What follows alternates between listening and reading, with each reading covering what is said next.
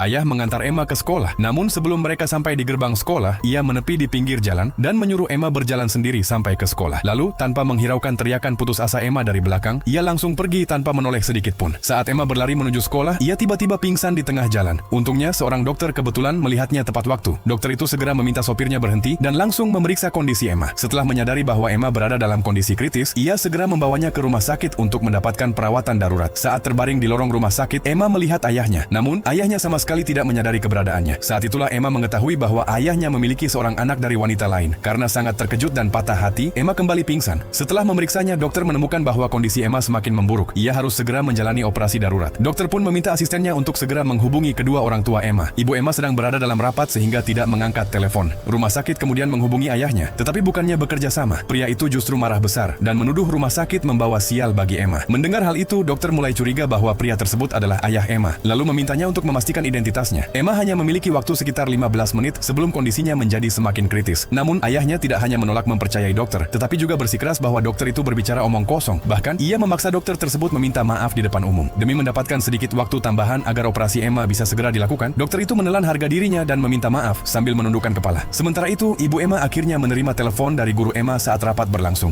Ia langsung bergegas menuju rumah sakit. Di tengah perjalanan, ia menelepon ayah Emma untuk menanyakan keadaan putri mereka. Demi menutupi fakta bahwa ia memiliki anak dari wanita lain, pria itu berbohong dan mengatakan bahwa Emma masih berada di taman kanak-kanak. Mendengar jawaban itu, dokter akhirnya yakin bahwa pria tersebut benar-benar ayah Emma. Ia mencoba mengajaknya masuk ke rumah sakit, tetapi pria itu sama sekali tidak percaya dan bahkan mengancam akan membalas rumah sakit. Ia berdiri di depan pintu ruang operasi dan menolak membiarkan dokter melakukan operasi pada Emma. Dokter terus berusaha membujuknya, tetapi tidak berhasil. Karena waktu terus berjalan dan nyawa Emma semakin terancam, dokter akhirnya tidak punya pilihan selain mendorong pria itu ke samping agar bisa menyelamatkan Emma. Tepat pada saat itu, ibu Emma tiba di rumah sakit. Seorang perawat sedang mendorong ranjang Emma keluar dari ruang gawat darurat. Begitu melihat gelang identitas di pergelangan tangan Emma, sang ibu langsung mengenali bahwa pasien itu adalah putrinya.